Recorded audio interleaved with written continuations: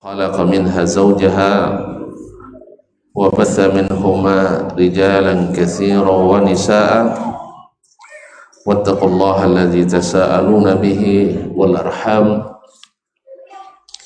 إن الله كان عليكم رقيبا يا أيها الذين آمنوا اتقوا الله وقولوا قولا سديدا يصلح لكم أعمالكم ويغفر لكم ذنوبكم ومن يطع الله ورسوله فقد فاز فوزا عظيما أما بعد فإن أصدق الحديث كتاب الله وخير الهدي هدي محمد صلى الله عليه وسلم وشر الأمور محدثاتها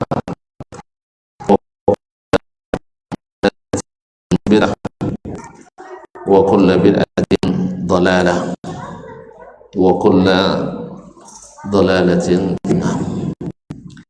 Kaum muslimin, kaum muslimat yang dirahmati Allah Subhanahu wa taala. Alhamdulillah, rasa syukur kita kepadanya semakin mendalam dan bertambah karena nikmatnya senantiasa setiap hari kita terima dan bertambah. Mudah-mudahan kita menjadi hamba-hambanya yang bersyukur dengan banyak memuji dan memujanya dan mengakui dalam hati bahwa nikmat berasal semuanya daripadanya, serta tidak kita gunakan kecuali untuk mendapatkan ridhanya. Dan di sana Allah berjanji bila kita bersyukur dengan sebenar-benarnya maka nikmat itu semakin bertambah. Kaum muslimin, kaum muslimat yang dirahmati Allah Subhanahu wa taala, kita tidak lupa berselawat dan salam kepada baginda Nabi junjungan alam Nabi besar Muhammad sallallahu alaihi wasallam, yang kita berharap pula mudah-mudahan dengan selawat yang sering kita baca dan kita doakan membuat kita orang paling berbahagia di akhirat nanti dengan syafaatnya. Sadun nasi bi syafaati yaumal qiyamah aktsaruhum alayya salatan. Yang paling berbahagia dengan syafaatku pada hari kiamat adalah yang paling banyak kepadaku bersalawat. Bapak dan ibu-ibu, saudara-saudari, para asatidzah, para alim ulama, cerdik pandai, tokoh adat, tokoh masyarakat, hadirin wal hadirat wal musyahidin wal musyahidat yang hadir di Masjid Asad bin Zurarah radhiyallahu anhu di Pantai Cermin ini, ataupun yang menyaksikan melalui media dimanapun berada. Alhamdulillah, kita sangat bersyukur karena kita bisa lanjutkan kembali mengaji melalui kitab Al-Azkar An-Nawawiyah ini. Kita masih masuk pada pasal yang ke-13, yaitu tentang hukum qada'iz zikir. Faslun hukmu qada'iz zikir. Hukum tentang mengqada' zikir yang terlewatkan. Ini mengisyaratkan kalau boleh diqada' berarti ini ditekankan. Misal salat yang sangat ditekankan oleh Nabi sallallahu alaihi wasallam adalah salat sunat subuh. Maka bila terlewat maka boleh nih diqadha. Dan demikian juga sunat witir.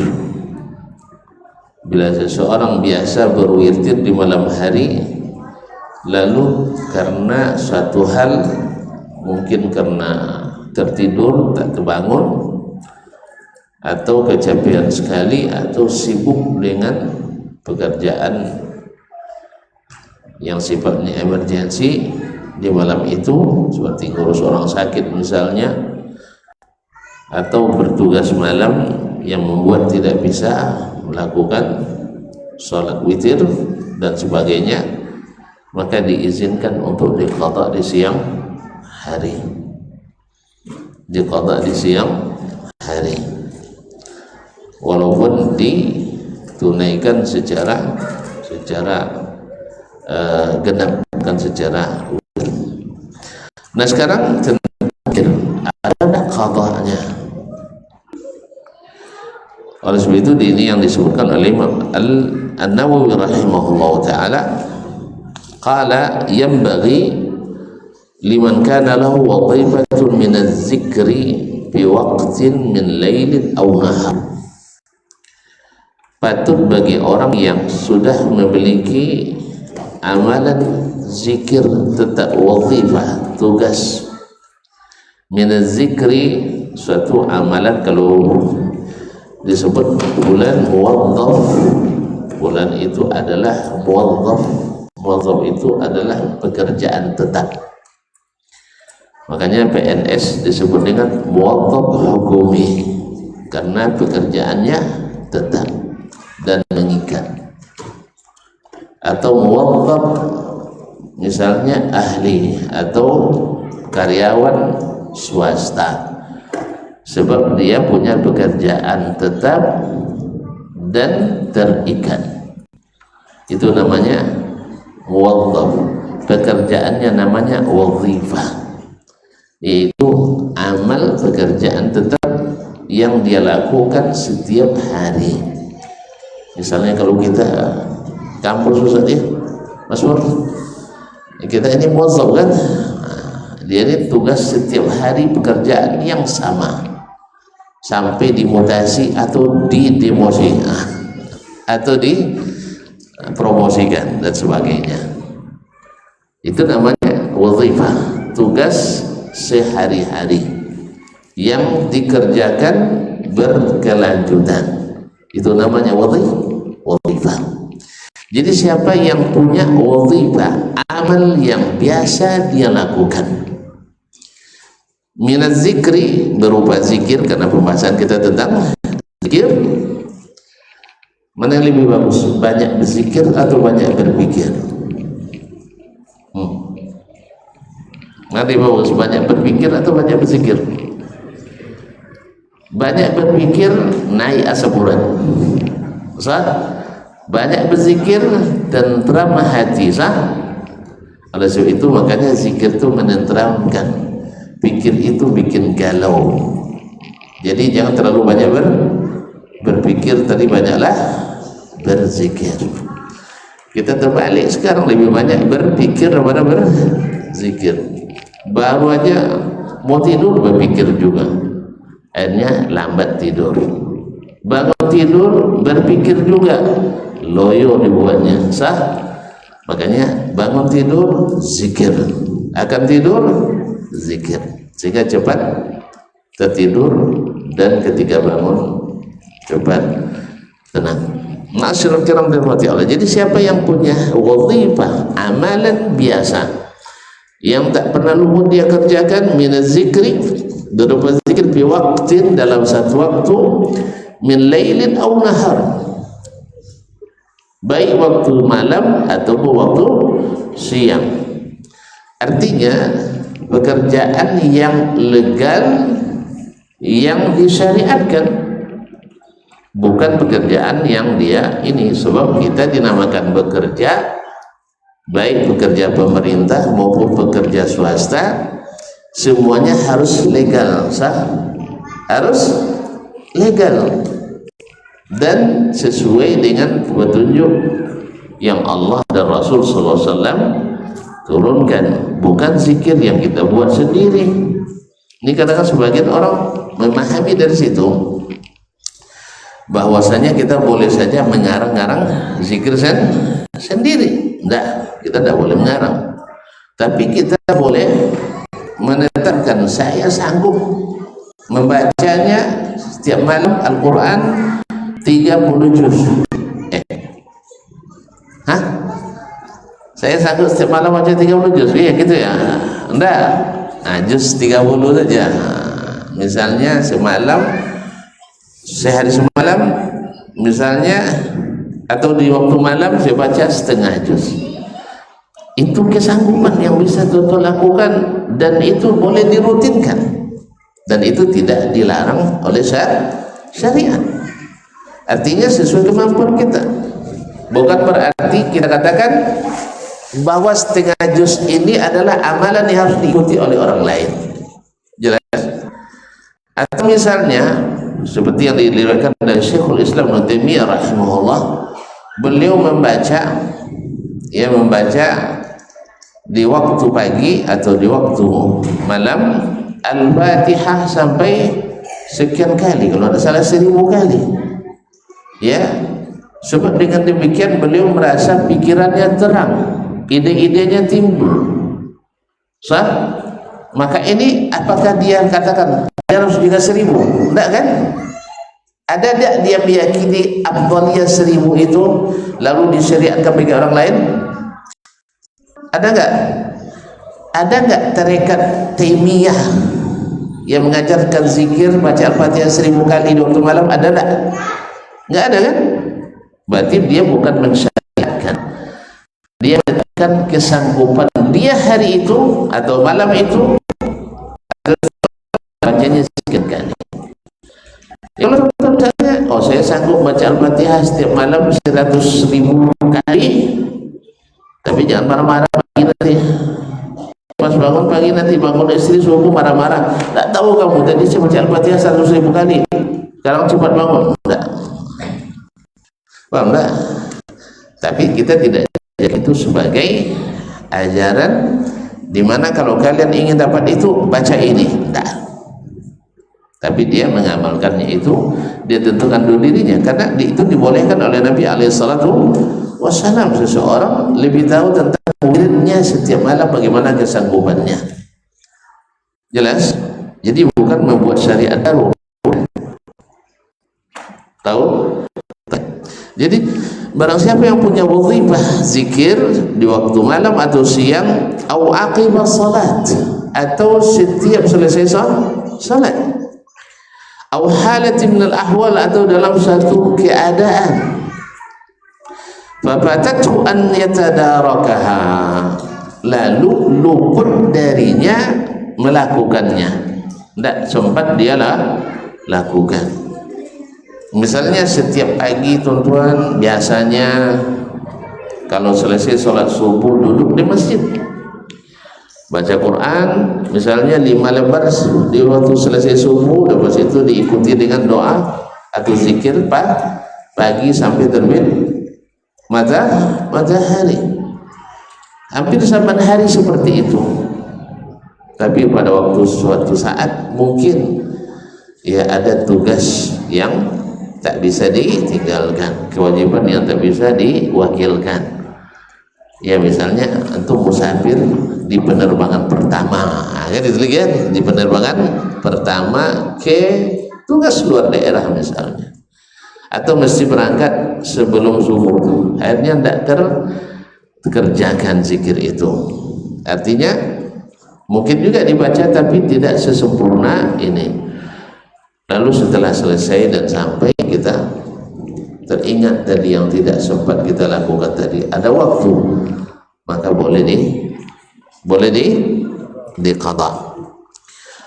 Naam, wa ya'ti biha idza tamakkana minha, dan mesti dia lakukan apabila sudah memungkinkan dia melaksanakannya.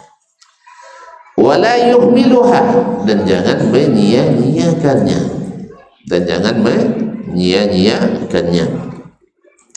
fa innahu idza i'tada al-mulazamata 'alaiha lam yu'arridha lit-tafwid, Karena bila seseorang sudah terbiasa melazimkan diri dengannya, tidak boleh dia sia-siakan, tidak boleh dia tinggalkan. Wa idza tasahala fi qada'iha sahula alaihi tadyi'uha bi waqtiha.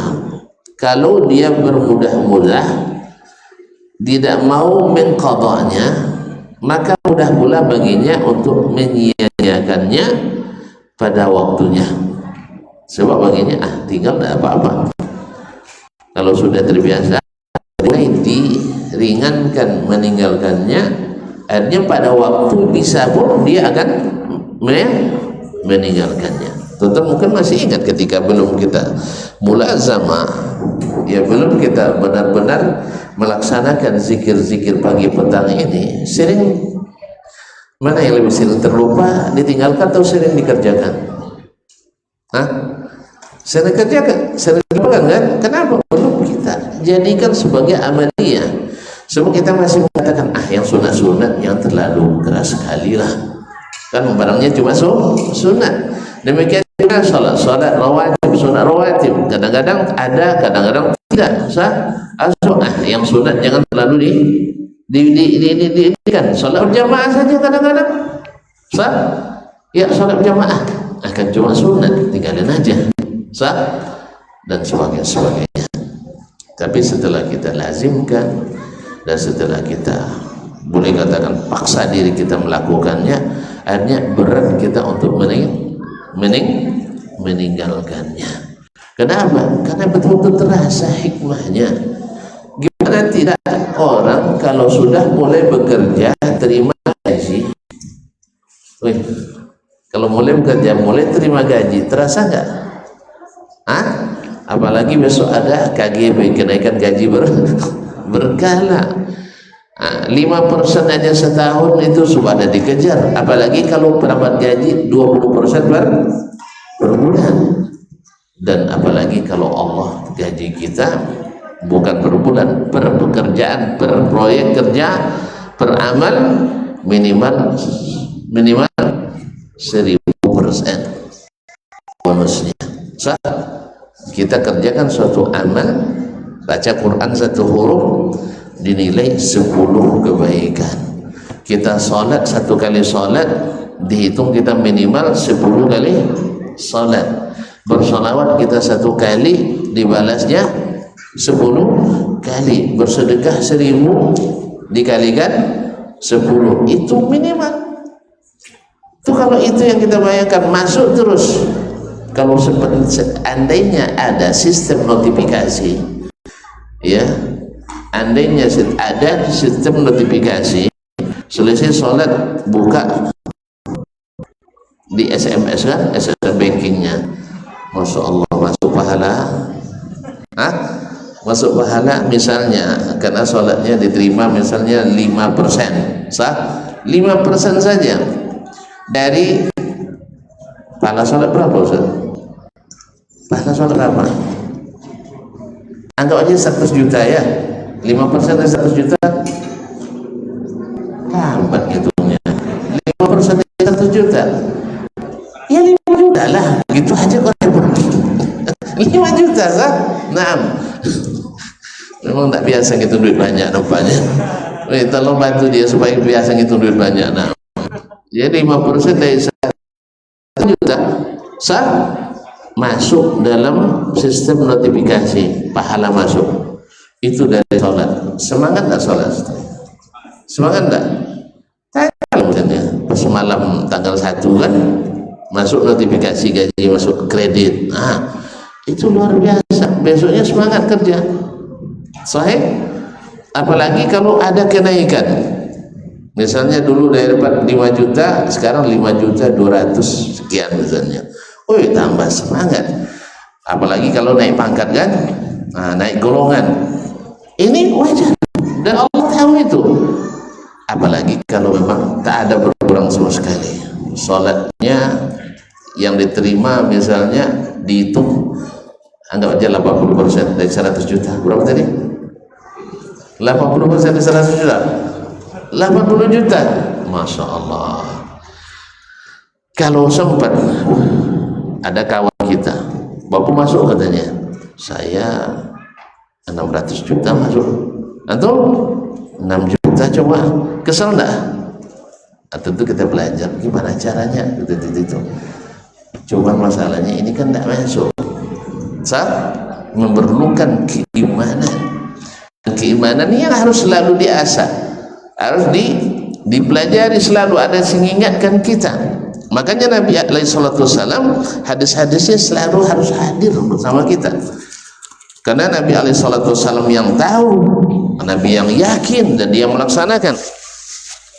Makanya Imam An-Nawawi sekarang menyebutkan waqad tsabata fi sahih Muslim, sahih dan sabit dalam sahih Muslim, ya, hadis 747, an Umar bin Khattab radhiyallahu ta'ala anhu, dari Umar bin Khattab Amirul Mukminin, ya, Abu Hafs, qala Rasulullah sallallahu alaihi wasallam, dia radhiyallahu anhu berkata, qala Rasulullah sallallahu alaihi wasallam bersabda, man nama an hizbihi. Ini dasarnya boleh seseorang menetapkan berapa dia sanggup membaca di malam hari atau di siang hari, karena Nabi mengatakan man nama an hizbihi, siapa yang tertidur dari hizibnya. Hizib itu adalah amalan rutin yang dia tetapkan untuk dirinya, yang ditetapkan untuk dirinya sesuai kesanggupannya, yaitu amalan yang disyariatkan. Zikir disyariatkan, baca Quran disyariatkan. Nah, lalu saya tetapkan, pokoknya saya harus baca Quran setiap malam sekian, ya. Tapi sekali lagi kaum muslimin, Allah tidak suka kita memaksakan diri. Jelas? Allah sendiri la yukallifullahu nafsan illa wus'aha. Nabi melarang kita memaksakan diri. Nabi bertemu masuk masjid, dilihatnya tali dari tiang ke tiang. Ini tali apa ini? Katanya dibuat oleh Ummul Mukminin, ya, salah seorang dari Ummahatul Mukminin. Siapa kalau tidak salah, Ummu Habibah, ya. Kalau dia dia mau sholat malam, bila capek kelayur dia di kain, tapi di tali itu. Lalu Nabi bilang, dibuka. Allah tak suka kalian memaksakan diri. I'malu minal a'mali ma tutiqun, kerjakan yang kalian sanggupi. Bahkan Nabi SAW mengatakan, siapa yang mengantuk ketika salat, tidur, sebab nanti salah dia nak memuji Allah, ternyata mencaci dan mencela Allah. Awak nak minta istighfar tapi istighfar jadinya, sombong jadinya. Jadi oleh sebab itu, kalau ngantuk jangan dipaksakan. Tapi jangan ngantuk tiap malam. Ya, tiap malam alasan ngantuk terus. Enggak, bukan. Kan ada masa-masanya kita overload kerja kita, overtime kan. Tentu tidak bisa kita paksakan. Makanya ada, kalau Abu Hurairah radhiyallahu ta'ala anhu, karena beliau hampir tiap malam begadang menghafal hadis, memurajaah hadis, sehingga tidurnya selalu ya, kalau begadang berarti tidurnya selalu ya terlambat lah, namanya begadang tentu terlambat. Akhirnya Nabi pesan kepadanya, jangan lupa witir sebelum tidur, karena kalau tidur terlambat kemungkinan tak terbangun, kemungkinan tak terbangun, kecuali di waktu subuh atau menjelang subuh sekali. Kalau sudah menjelang subuh sekali kadang tak sempat, makanya witirlah sebelum tidur. Karena apa? Karena beliau selalu as-samru bi talabil ilmi, begadang menuntut ilmu. Jelas? Makanya, tapi yang terbaik adalah tidur lebih awal, bangun juga lebih awal. Secara ilmu kesehatan pun Masya Allah, kata-kata para ahli, kalau anda tidurnya 9 malam, insya Allah memelihara awet muda. tidur jam 10 insya Allah memelihara jantung katanya. Tidur jam 11 insya Allah saraf-sarafnya bagus. Tapi kalau di atas itu sudah mulai itu ya, tidur jam 12 itu siap-siap aja menyimpan racun dalam tubuh. Jam 1 siap-siap aja untuk stroke katanya dan sebagainya. Makanya Nabi SAW sukanya tidur lepas isya dan pantang tidur setelah maghrib. Awak ada curi tidur pula pada maghrib, ngaji pun tidur juga kadang. Habis itu setelah isya baru begadang sampai jam 2. Nah kalau begadang juga jangan sampai terlalu lama. Apalagi kalau bekerja sama dengan ini banyak rusaknya daripada ya, apalagi kalau tidur jangan dekat dengan kita, karena dekatnya mengganggu otak kita, mengganggu sistem saraf kita, bahaya. Dan bangun tidur jangan lihat dia dulu, nanti bikin mabuk kepayang kita. Iya, bikin mabuk, ini tidak bagus. Biarkan aja dulu. Apalagi kalau pas buka WA pertamanya anak minta duit, gaji belum turun, kan bahaya. Biarkan aja dulu, nanti selesai sholat subuh, selesai zikir pagi, ada tenang badan tuh rasanya, baru buka WA tuh. Nah hitung-hitung walaupun nanti nak bayar uang sekolah, anggap aja itu sedekah subuh kita. Tapi kalau sebelum subuh pening kita, makanya jangan terlalu banyak pikir, tapi banyaklah zikir. Nah, jadi kata beliau, "Manama an hizbihi", siapa yang tertidur dari hizibnya. Hizib itu adalah sesuatu yang ditetapkan oleh seseorang terhadap dirinya berupa zikir atau bacaan Al-Quran atau apapun di waktu malam atau di waktu siang. Nah, tapi kalau dikatakan tidur dari hizibnya tentu dari waktu malam. Au an syai'in minhu, atau sesuatu daripadanya. Mungkin sudah dibacakan sebagian tapi belum selesai. Nah, faqara'ahu fi ma baina salatil fajri wa salatil zuhri. Lalu dia baca, kalau dia tinggal tadi bacaannya, antara salat subuh dengan salat zuhur. Kalau dia lakukan arti di qada setelah keluar waktunya, artinya dia baca Quran dan mengaji di antara salat subuh dengan salat zuhur. Kutiba lahu ka'annama qara'ahu minal laili, maka dituliskan baginya pahala seperti dia baca di waktu malam. Ini mana yang lebih afdal, baca Quran di waktu siang atau malam? Mana yang afdal, siang atau malam? Waktu malam. Apa dalilnya? Apa dalilnya? Ya Allah, ini sembarang aja ngomong itu. Harus ada dalilnya. Kenapa baca Quran di waktu malam lebih afdal? Tapi saya tanya lagi, mana lebih afdal, puasa di waktu siang atau malam?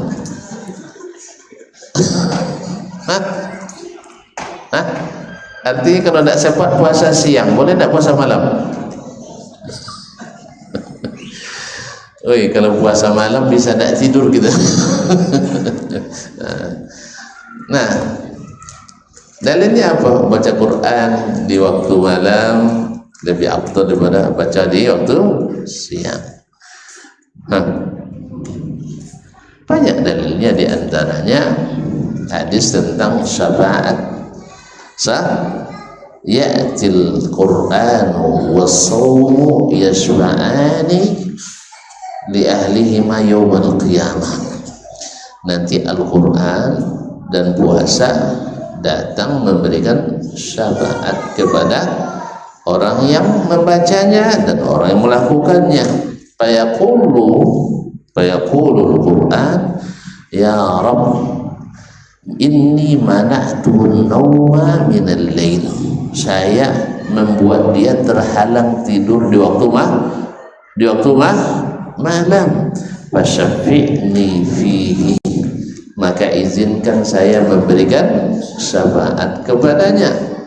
Fayasba'u, lalu berkata pula puasa, ya Allah, mana'tuhu ta'amahu wa syarabahu bin nahar fasyafi'ni fihi, ya Allah, saya menghalangi dia makan dan minum di siang hari, maka oleh sebab itu izinkan saya memberi syafaat kepadanya. Sah? Makanya di situ sebutkan dia terhalang tidur gara-gara baca Quran di malam hari. Itu tandanya Quran di malam hari lebih utama, lebih afdal. Karena apa? Karena membaca Quran di malam hari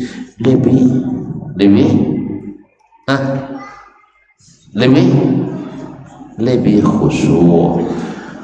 Soalnya seluruh pekerjaan sudah tidak jadi beban pikiran lagi.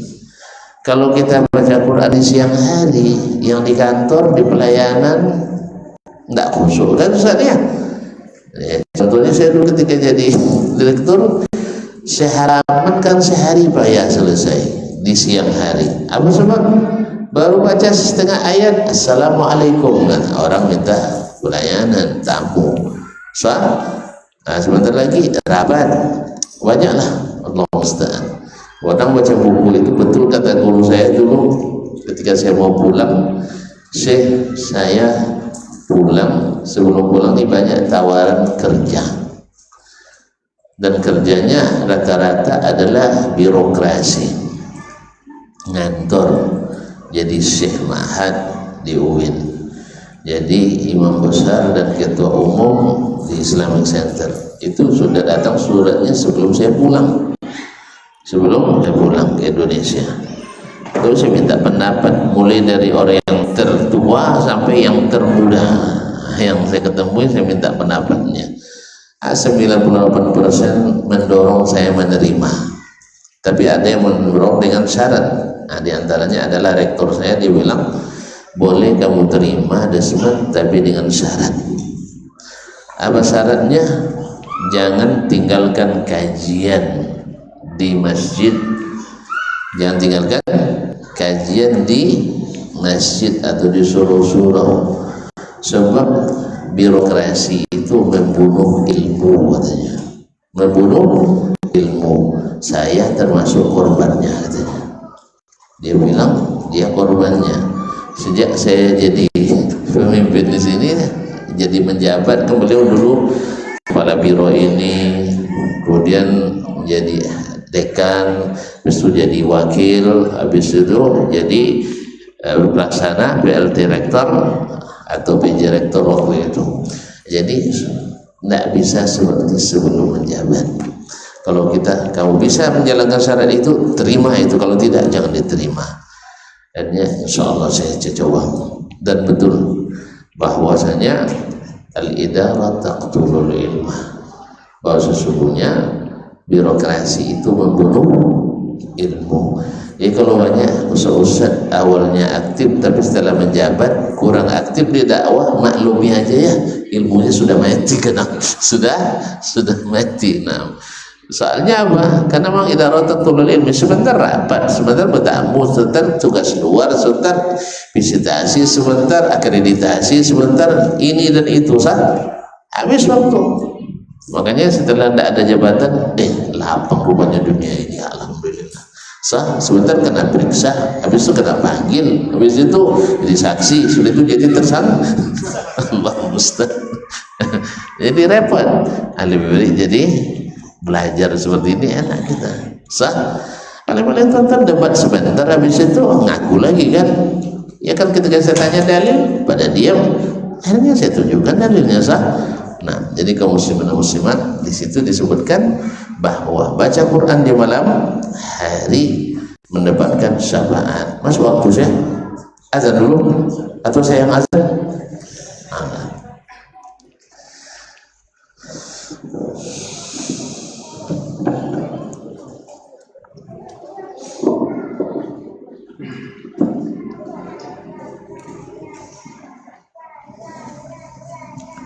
Allahu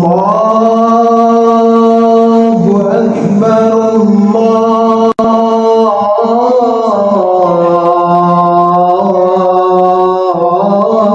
Allahu Akbar, Allahu Akbar,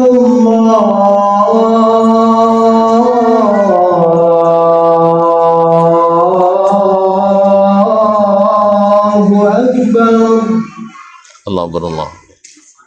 Asyhadu an la ilaha illallah.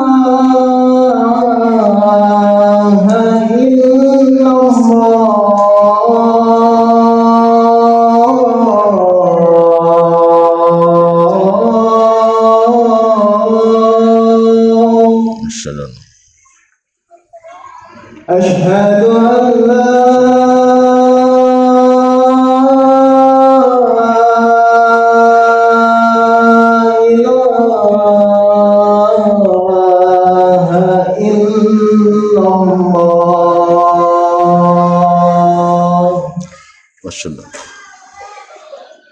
Asyhadu anna Muhammadar Rasulullah.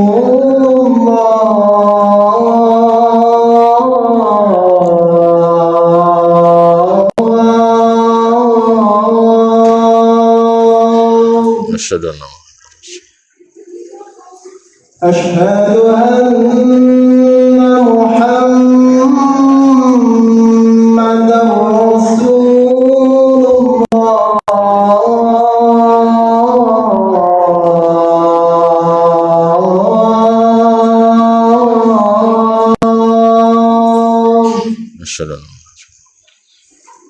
Hayya 'alas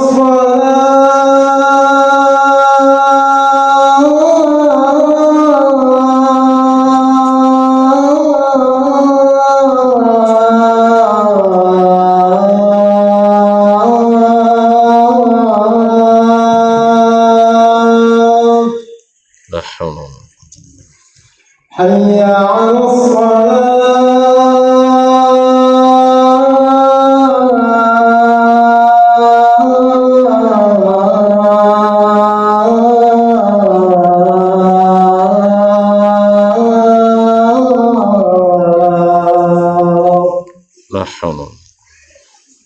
Hayya 'alal falah.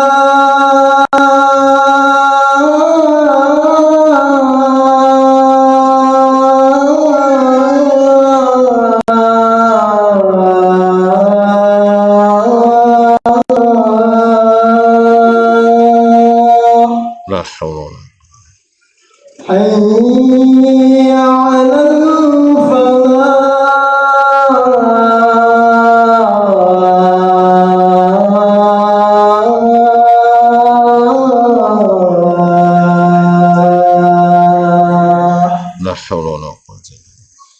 Allahu Akbar,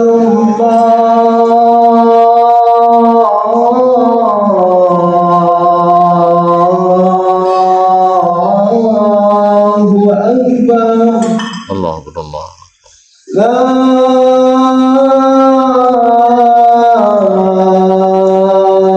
ilaha illallah.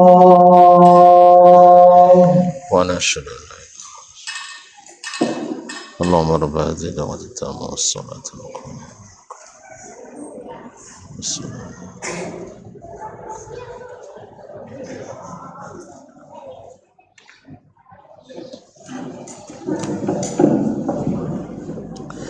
Kaum muslimin, kaum muslimat dirahmati Allah SWT.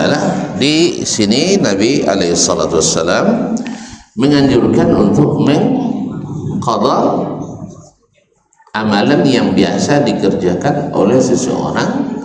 Tentu saja sekali lagi amalan yang disyariatkan, amalan yang disyariatkan. Nabi tidak menyuruh kita mengamalkan amalan dibuat sendiri, enggak. Makanya disebutkan hizbihi. Hizb itu amalan yang disyariatkan, yang ditentukan olehnya berapa kadar yang dia sanggupi. Nah, di antara syariat itu adalah bacaan Al-Quranul Karim, bacaan Al-Quranul Karim atau sholat malam. Nah, dan termasuk tariqah jalan yang paling afdal murajaah dan tadabbur Al-Quran adalah membacanya dalam salat, khususnya salat malam. Faqra'u ma tayassara minal Quran, bacalah yang mudah kalian baca dari Al-Quran dalam salat malam itu. Nah, bila terlewat tak bisa dilaksanakan dengan sebab apapun, maka dia qadha. Seperti kata Nabi SAW, dia qadha di antara salat subuh sampai menjelang salat asar. Menjelang salat zuhur. Kalau salat asar tidak ada cerita lagi. Jadi mengqadanya antara salat zuhur, antara salat subuh dengan salat zuhur. Nah, artinya selesai salat subuh boleh kita qadha bacaan tadi. Misalnya kita tetapkan semalam 1 juz, ternyata malam tadi tak sempat terbaca, tertidur, ngantuk sekali, tiba-tiba dah subuh aja baru selesai berini, maka dilakukannya setelah sholat subuh baca Quran tadi. Atau mungkin sedang membaca, ya, baru seperempat juz dah tewas. Quran kadang tak sempat meletakkannya, ada juga kan? Ada tak? Ada. Akhirnya teringat, astagfirullah, malam tadi belum selesai, lalu dia qadha. Tetap pahala baca di malam itu yang diberikan, karena gaji malam kan lebih tinggi maksudnya. Gaji lembur itu kan, kalau malam mana lebih tinggi, lembur atau yang gaji normal? Lembur lebih tinggi. Itulah bonus, tetap diberikan gaji pahala malamnya, pahala malam. Karena Nabi katakan faka'annama qara'ahu minal lail, pahalanya seperti dia baca di malam hari. Baik, kaum muslimin dan muslimat dirahmati Allah, kembali lagi salat sunat atau amalan-amalan malam pada umumnya lebih afdal dari amalan-amalan siang. Tidak semua ya, amalan-amalan pada umumnya yang sunat-sunat itu di malam hari lebih diutamakan daripada yang di siang hari. Tapi ada karena afdaliyahnya, karena tempat, atau ada afdaliyahnya karena mengiringi sholat yang wajib, maka para ulama menyebutkan bahwa zikir-zikir yang utama adalah zikir yang mengiringi amalan paling utama. Karena amalan paling utama adalah salat, maka zikir yang paling utama adalah zikir yang mengiringi salat. Itulah sebabnya zikir selesai salat itu, andai tuan-tuan tidak sempat menyelesaikannya sambil duduk, boleh dibaca sambil berjalan, bahkan sambil berbaring. Sakit pula pinggangan, panjang sekali imam sholat kan, jadi boleh sambil berbaring. Artinya apa? Saking pentingnya dalam segala keadaan boleh kalian lakukan. Kalau seandainya bukan karena terlalu penting kan, tidak diberikan kelapangan seperti itu. Nah, zikir-zikir ini paling utama. Demikian juga sholat sunat yang paling utama seperti disebutkan oleh para ulama adalah sholat rawatib. Ini sholat sunat paling utama yang tak boleh diabaikan, tak boleh dilalaikan. Selepas itu sholat sunat, apa lagi? Setelah sunat rawatib kan masih banyak sholat sunat tuh. Sholat sunat apa yang paling afdal? Kan tadi kita katakan yang tidak pernah ditinggalkan, karena mudawamah menandakan dia afdal. Apa itu? Salat sunat witir. Salat sunat witir. Karena salat sunnah witir tidak pernah ditinggalkan oleh Nabi alaihissalatu wassalam. Setelah itu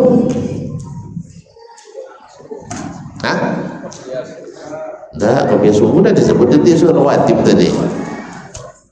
Kan rawatib paling afdal, dan yang paling afdal di antara rawatib itu adalah salat sunat subuh.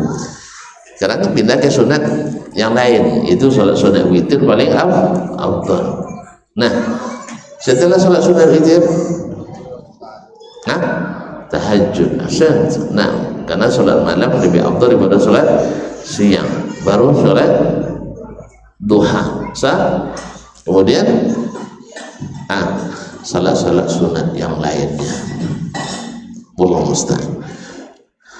Taib, ketika masuk masjid, mana yang afdal, salat sunat mutlak atau salat sunat tahiyatul masjid? Apa? Tahiyatul masjid lah. Nah, tahiyatul masjid. Karena salat mutlak bisa kapan saya dikerjakan, tahiyatul masjid terikat dengan masjid, maka tahiyatul masjid lebih diutamakan. Pokoknya salat yang sifatnya muqayyad lebih afdal daripada yang mutlak. Yang muqayyad lebih afdal daripada yang mutlak. Nah, yang terbatas biasanya lebih mahal, edisi terbatas daripada mana lebih mahal? Edisi terbatas lebih mahal daripada edisi yang tak terbatas. Kan ada kadang jam tangan edisi terbatas sedunia hanya 10 orang aja yang pakai. Ada kan? Ada kan? Atau tas ibu-ibu yang termahal edisi terbatas di dunia hanya dipakai oleh 4 orang saja misalnya. Salah satu istri saya. Salah satu istri saya ini tas paling murah. Allah Ustaz. Jadi kaum muslimin dan muslimat dirahmati Allah Subhanahu wa taala. Ini semua yang terbatas. Makanya ketika bicara tentang kemarin kan panjang juga pembahasan masalah salat puasa sunat 6 hari bulan Syawal. Apakah didahulukan wajibnya hutang dulu atau sunat Syawal? Nah, terjadi khilaf. Ada yang mengatakan enggak, hutang dulu dibayar, ya, baru baru puasa sunat 6 hari. Karena dasarnya kan siapa yang puasa Ramadan dia belum sempurna Ramadan kan masih utang. Jadi harus utang dulu dibayar katanya. Saya katakan enggak, utang ini bukan utang jatuh tempo. Paham? Beda hutang jatuh tempo dengan hutang yang belum jatuh tempo. Kalau hutang jatuh tempo, iya harus didahulukan. Tapi boleh enggak melambatkan bayar hutang sampai bulan Sya'ban?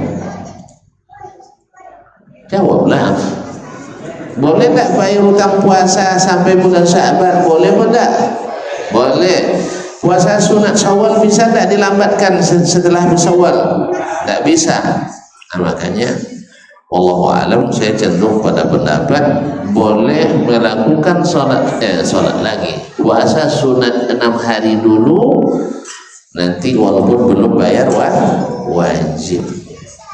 Paham? Tak paham nampaknya. Iya, karena nanti dia akan bayar juga sampai sempurna, dan Allah tidak memaksa dia harus sekarang juga dibayar, karena qada laisa 'alal fawr. Walaupun guru saya berbeda tuh, ya misalnya si Utsaimin keras dalam masalah ini, saya keras juga masalah ini. Yalah sama-sama keras lah, enggak apa-apa. Nah, hujah beliau kuat, hujah saya lebih kuat. Allah musta'an. Kenapa kan? Artinya siapa yang puasa sunat dulu belum bayar utang, berdosa apa enggak? Kenapa itu wajibkan dia sekarang? Ada yang melanggar syariat dia? Ada dia melanggar syariat? Enggak ada. Apalagi sudah hari raya puasa 6 pula dulu dia mau puasa 6. Kan ada orang hari raya puasa 6. Ada raya? Hah? Padahal dia belum selesai puasa 6 tapi sudah raya. Tapi katanya itu raya yang bukan raya katanya. Ini raya tapi enggak raya. Karena dasarnya ilmunya jangan apa-apa. Karena kalau apa-apa nanti bisa diapakan itu. Pokoknya tak usah apa-apa, diapakan aja dulu. Nanti kalau apa bisa diapakan. Itu dalilnya bagaimana lagi? Ini raya tapi tidak raya. Walhasil kaum muslimin, karena apa? Karena puasa 6 ini muqayyad, terikat dengan bulan Syawal. Sekarang qada tidak terikat dengan bulan Syawal. Dan Nabi membiarkan sahabat, diantaranya orang yang paling disayangnya Ummul Mukminin Aisyah radhiyallahu taala anha, mengqadha puasa hutangnya di bulan Sya'ban. Mak di last time ya, hampir habis. Dan alasannya lisughli bi Rasulillah, sibuk melayani Rasulullah SAW. Subhanallah. Jadi melayani suami pun kayaknya lebih utama pula dari mengqadha puasa. Ingat ibu-ibu ya, jangan marah-marah sama suaminya. Nah boleh melambatkan bayar qadha karena melayani suami. Nah, dan andainya dia meninggal belum dibayar, tapi karena sibuk melayani suaminya, maka kalau dia mati boleh diganti puasanya oleh suaminya atau anaknya. Maka jangan menggerutu terus ibu-ibu dengar itu enggak tahu abang masih ada jamaah anak puasa nih katanya, ini puasa wajib katanya. Akhirnya beri kecil hatilah, tersinggung hati suaminya. Nah, kalau yang sudah sakit hati suaminya, itu dosa terbuat oleh sang istri. Jelas? Allah musta'an. Tapi begitulah kadang-kadang memang untuk sholat mudah katanya, puasa mudah katanya, bersedekah mudah, tapi taat sama suaminya susah. Tapi taat sama pimpinan kantor luar biasa. Allah musta'an.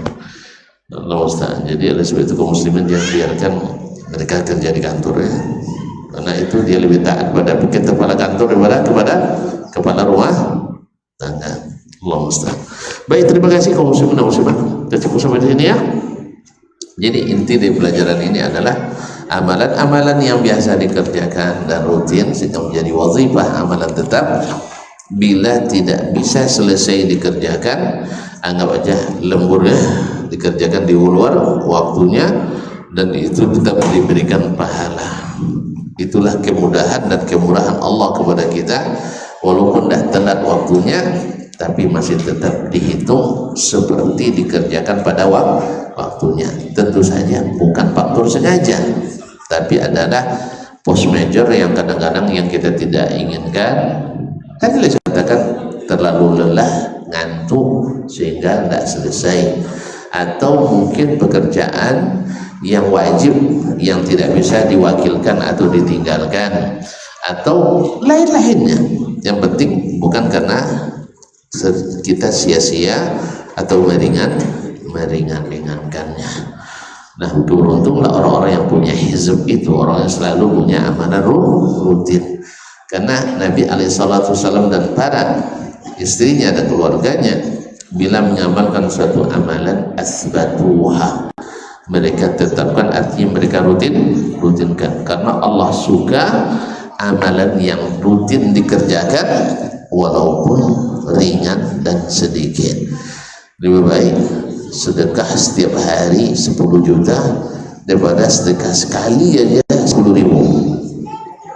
Atau balik ya, astagfirullahaladzim. Rutin setiap hari 10 juta daripada setiap bulan 10.000. Salah lagi, gimana, ikuti aja lah. Nah, setiap hari misalnya kita 100.000 ya, tapi rutin ya, rutin lagi tiap-tiap pagi ya, karena setiap pagi turun naik itu lebih dicintai Allah daripada yang sekali setahun 10 juta misalnya. Apalagi haruslah diumumkan, harus boleh dituliskan. So, itu kalau kadang ditulis hamba Allah tapi bisik, kamu tahu tak hamba Allah itu saya tuh katanya. Samanya jadinya hamba Allah tapi semua orang tahu dibisikin. Weh, tuh orang-orang ditulis nama semua katanya. Harusnya ikhlas bikin hamba Allah. Tapi tahu tak kamu hamba Allah itu siapa? Saya tuh. Ya habislah jadinya. Terima kasih dan mohon maaf. Mudah-mudahan bermanfaat. Sampai jumpa kembali di lain waktu dan hari. Semoga antum dijaga Allah SWT selalu dengan amalan-amalan yang dikerjakan dan selalu. Wabillahi taufiq wal hidayah. Wallahu taala alam. Wassallallahu ala nabiyyina Muhammad wasallam. Wa subhanakallah bihamdik asyhadu an la ilaha illa anta astaghfiruka wa atubu ilaik. Wassalamualaikum warahmatullahi wabarakatuh.